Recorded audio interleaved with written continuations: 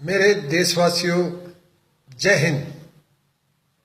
मुझे आज बड़ी खुशी हुई कि मेरे एक सीमा सुरक्षा बल के जवान ने अपने खाने के मामले में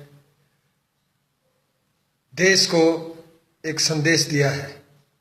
मैं भी एक सीमा सुरक्षा बल से इंस्पेक्टर पद से रिटायरमेंट आया हुआ हूँ और मेरा भी कारण यही था कि मैंने जवानों के खाने में किए जाने वाले घपले के मामले में उच्च अधिकारी की बात नहीं मानी थी और मुझे मजबूर किया गया था कि मैं आज से 10 साल पहले वॉलंटरी रिटायरमेंट आया था।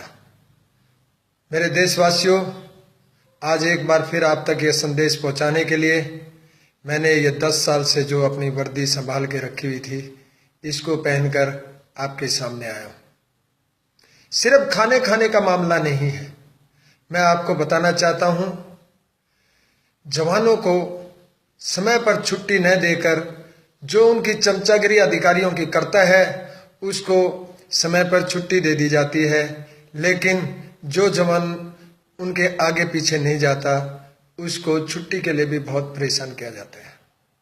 मैं एक बात और बता देना चाहता हूं, आप लोगों ने देखा होगा कि जवान लैट्रिन के सामने, जो ट्रेन के अंदर लैट्रिन बनी होती है, उसके सामने अपना बिस्तरा लगा कर लेट कर अपना बहुत लंबा लंबा सफर तय करता है जब वो छुट्टी आता है। इसका एक बहुत बड़ा कारण है कि अधिकारियों की कागजों पर तो लीव प्लान बनाया जाता है, लेकिन उसको वास्तविक रूप नहीं दिया जाता।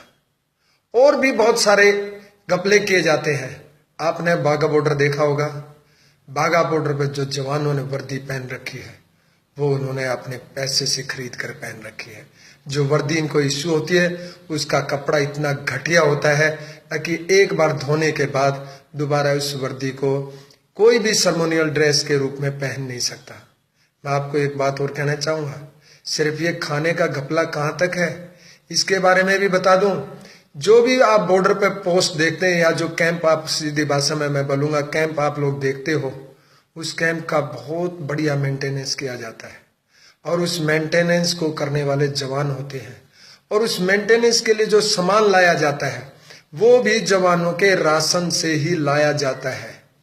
और भी मैं बताना चाहता हूं, जितने भी अधिकारी कंपनियों में या पोस्टों पर विजिट करते हैं, एक जवान की लगभग जो 50 रुपए डाइट है एक समय की, वो 50 रुपए की डाइट अफसर दे या ना दे, फिर भी वो अगर एक दिन रात को रुकता है, उसके लिए दारू का, सिगरेट का, मुर्गे का, हर प्रकार का खाने का विभिन्न प्रकार के व्यंजन बनाए जाते हैं और वो देकर जाएगा तो सिर्फ ज्यादा से ज्यादा 50 रुपए।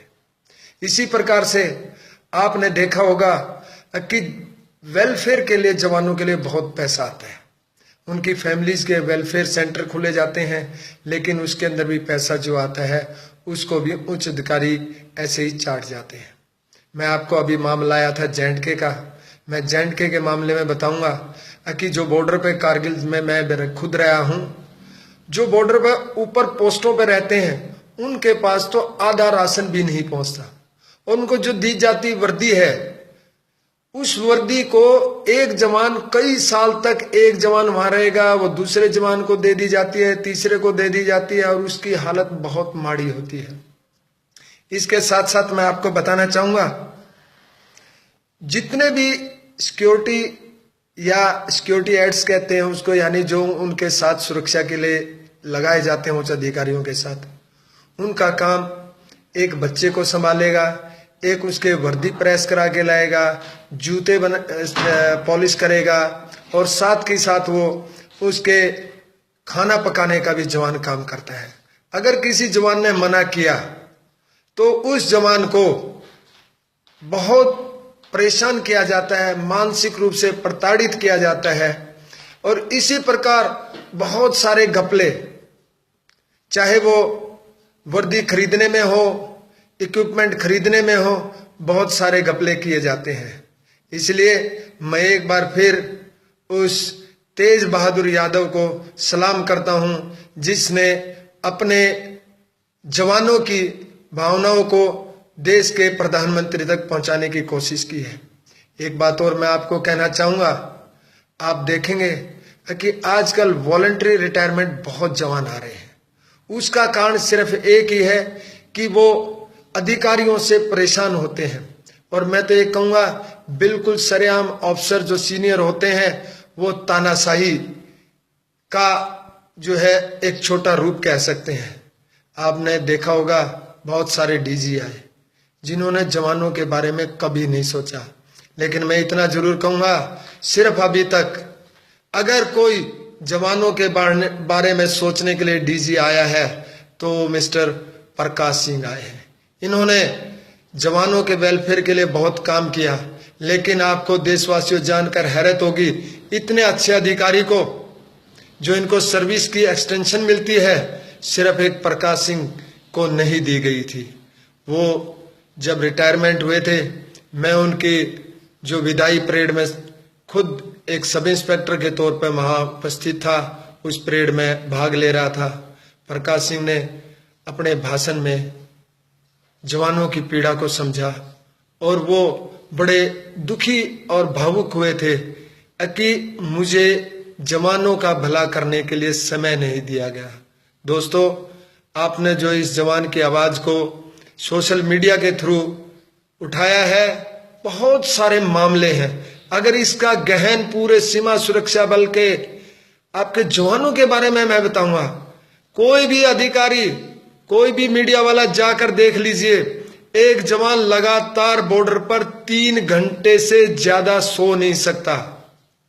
उसका रूटीन का सिस्टम इतना बिजी है कि अगर आप ईमानदारी से ड्यूटी करोगे तो 18 घंटे कम से कम उसको ड्यूटी देनी पड़ती है। और 18 घंटे के बाद उसको अपने कपड़े धोना, नहाना, बीओपी की मेंटेनेंस करना, ये सारे काम इससे अलग है।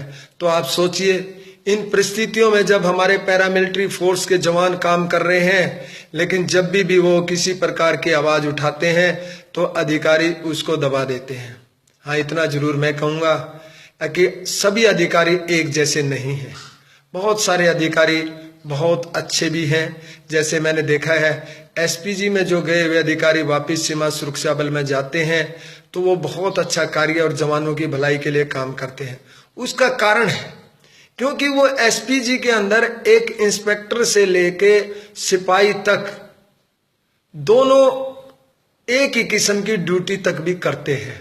इसलिए उनमें इतनी हीन भावना जवान के प्रति नहीं होती।